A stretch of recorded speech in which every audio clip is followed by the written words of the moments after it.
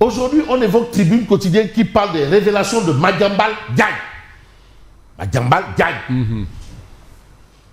Un consortium de créanciers exige à Petrosen le paiement de 165 milliards le 27 mai 2026. Quand ça va pourrir, ça va sentir. Ça va sentir. Quand ça va pourrir, ça va sentir. C'est très clair. Est-ce que ça sent déjà?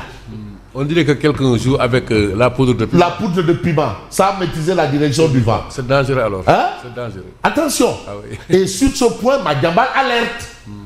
Pourquoi? Parce que quand on a demandé à la chèvre d'alerter le village que la reine était en danger, la chèvre a dit ce n'est pas mon problème. Mais le jour des funérailles, c'est la chèvre qu'on a tuée. Un consortium de créanciers exige à Petrosen le paiement de 165 milliards le 27 mai 2026. Selon le journaliste Madiambal Diagne, le président de la République, Diomaye, en personne, Diomaye, a essayé en vain de sauver la situation auprès de la BOAD. Parce que c'est son rôle. Quand c'est compliqué, le président doit se lever. Et il l'a fait. Malheureusement, la banque ne peut plus rien faire pour le Sénégal après avoir aidé dans la dernière échéance des eurobonds. Et c'est Madiambal qui nous l'apprend.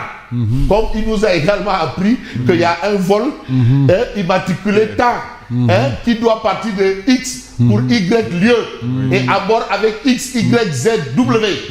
C'est comme ça qu'il fait. Il s'abreuve la bonne source alors. En tout cas, avec des précisions. Les faits sont là. Est-ce qu'il y aura un démenti? Il y a le Rekhab. Jusqu'à preuve du contraire, Tribune Quotidienne considère qu'il y a un consortium de créanciers qui existe à Petrosen le paiement de 165 milliards le 27 mai 2026. Et la révélation est de Madiambal Diagne. On reste avec Tribune qui parle de rapports consacrés à la gestion du matériel agricole. On parle bien du ministère de l'Agriculture et de l'Équipement rural. Et lui, on a ajouté l'élevage dedans. Mais on s'arrête qu'à l'agriculture et l'équipement rural. Vous savez, la dénomination est venue de Macky Sall. Et le rôle que Pape Ablaye Seck Ndanan, sextuple académicien dans le monde, a joué pour faire de ce ministère un ministère de plein exercice, on sait. Et aujourd'hui, c'est Mabouba Diagne qui occupe le fauteuil. Avantage injustifié. Parce que là, maintenant, on rentre dans le vif du sujet. Jusque-là, on parlait comme ça. Mais de quoi il avait exactement? Mais la Cour des comptes a sorti des cafards. Certains considéreront probablement que ce sont des cadavres dans des placards. Et aujourd'hui, vous avez avantage injustifié. La Cour des comptes met à jour des dérives au ministère de l'Agriculture. Et celui qui est directement concerné, c'est Mabouba Diagne, c'est Mabouba Diagne et c'est Mabouba Diagne. As Diagne. Entre 2022 et 2025, des dépassements d'un montant total de plus de 2,169 milliards de francs CFA auraient été engagés sans justificatif produit à la Cour malgré plusieurs demandes. Quand même, l'administration, elle est écrite, à plus forte raison, Khalis. C'est-à-dire même 1 franc, 15. On doit savoir où est-ce que c'est passé. Mais on parle de 2,169 milliards. Oui, l'unité monétaire du Sénégal, c'est le milliard. AZ milliard. L'autre là-bas, Audace milliard. Là encore, on parle de milliards. Milliards, non.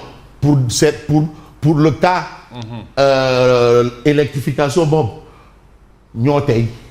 Alors, vous avez la réaction de Tchelou Mamdou Aïdnelo sur un sujet.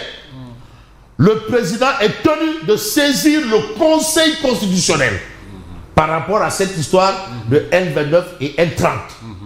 Ah oui, palais, le président, le palais devait promulguer. D'après ce qui m'est revenu, Oui. le code électoral peut être considéré comme une loi organique. Oui. Et suivant l'article 78 de la Constitution, pour toute loi organique, il faut donc saisir le Conseil constitutionnel pour la promulgation. Voilà. Que c'est une précondition. C'est une condition. Voilà. C'est une condition sine qua non ou pas? Il va falloir aussi explorer les dispositions de l'article L59 Oui. de la Constitution. Est-elle sine qua non ou pas? Voilà. Alors, je rends un grand hommage là, au professeur de Pape Modigna, qui m'a rappelé que sang-su ne se dit pas, le G ne se prononce pas. On parle de sang-su, pas sang-su. C'est vrai que j'avais dit tantôt sang-su.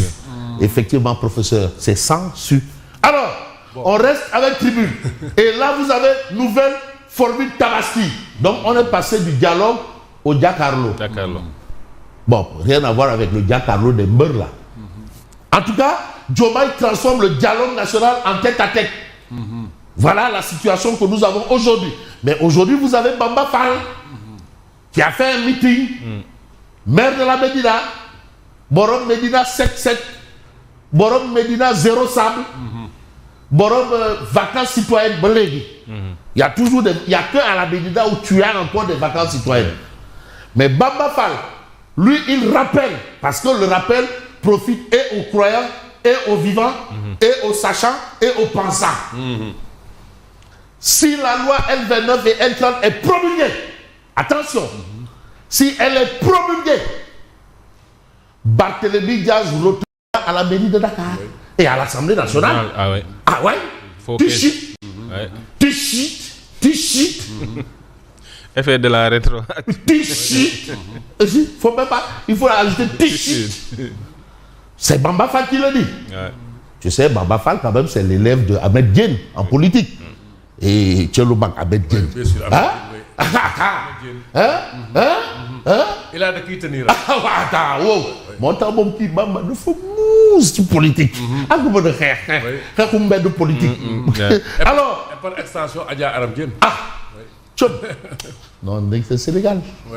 Si la loi L29 et L30 est promulguée, Barthélémy Diaz retournera à la mairie de Dakar. Voilà ce que dira Bamba Fall. Mais on va évoluer avec l'actualité et l'As quotidien révèle la réaction de Serigne Mbaye Thiam qui prévient. Parce que certains considèrent aujourd'hui que le Parti socialiste est une formation politique nemsiale. Et Serigne Mbaye Thiam prévient, le PS est en recul. Le PS, le Parti socialiste. Voilà un peu l'alerte de Serigne Mbaye Thiam. Vous avez géré... Hein? Le ministre des Khalé Wow. Ministre de Khalé Youré. Alors, Ousmane Kane sur la dette du Sénégal, on est en face d'une menace de sécurité nationale. Attention, la dette, il ne faut pas la minimiser. Mais en portant ces accusations, en septembre 2024, Ousmane Sonko avait pointé effectivement un problème de sécurité nationale. Mais la question est maintenant de savoir qui est responsable. Qui est responsable? Voilà. Y a-t-il vraiment d'être caché ou d'être révélé? Ou cela relève tout d'un mensonge d'État? Voilà. Parce que le débat aussi, on ne peut pas l'enfuir comme ça. Ce débat. On ne peut pas tourner. Il y a réellement d'être caché au mensonge d'État. Ceux qui sont accusés ont porté plainte. Et quelqu'un nous dit que c'est un non-sens. Un éminent ministre. Plus que nous sommes en train de rembourser. Voilà, c'est bon. Une dette cachée. Comment la rembourser? Bon, d'accord, on retient quand même que l'hypothèse de pays en ruine sans décombre est...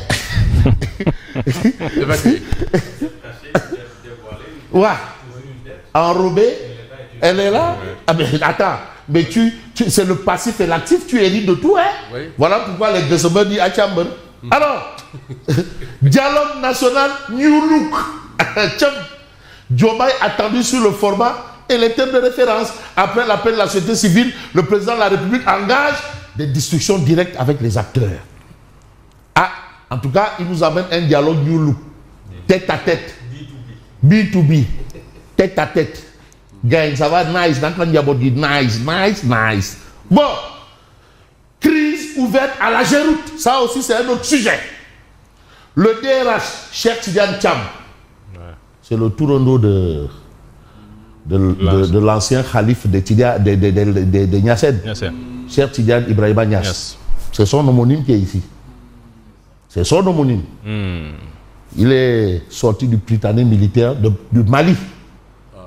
Voilà. C'est un ancien du Prytanée militaire du Mali.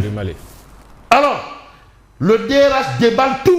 Abdoumbo affiche son inquiétude. Mais Abdoumbo dit, mais une déstructuration de l'administration, le DRH qui s'attaque au DG.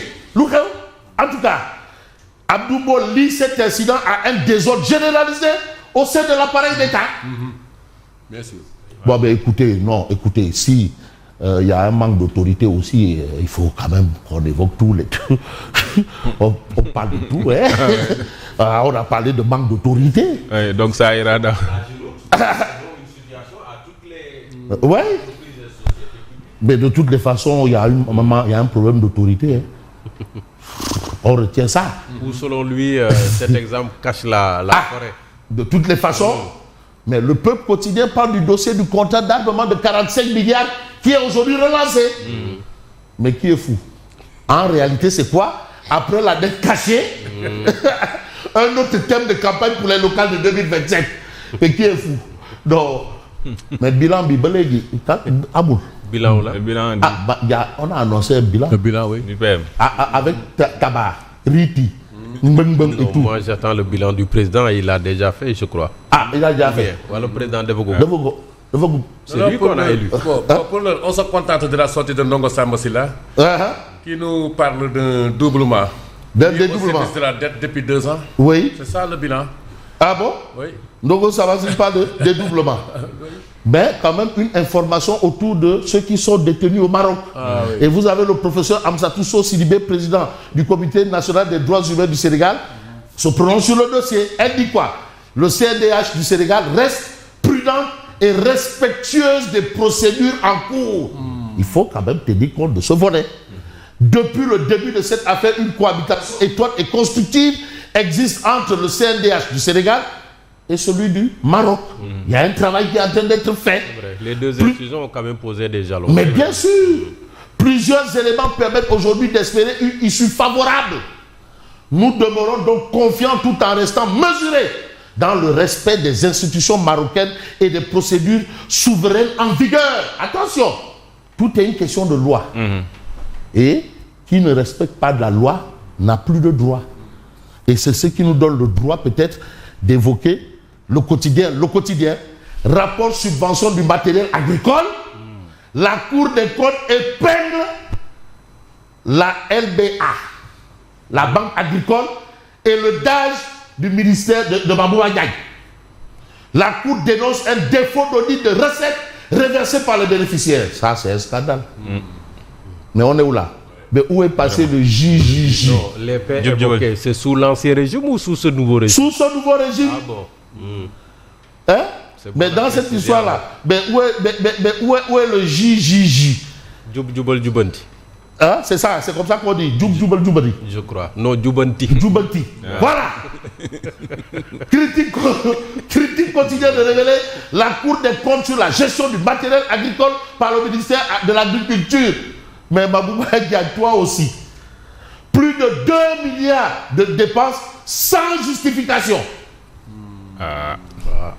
Sans justification.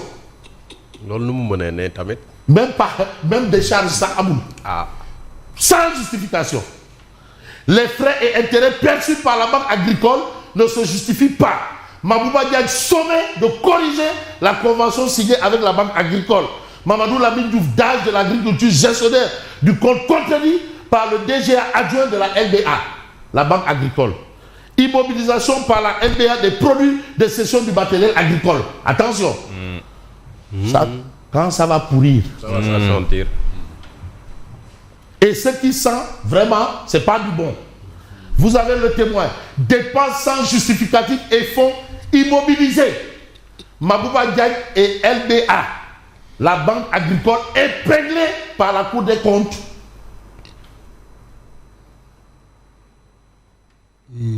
Lan la ñu wax ci waa koñ ba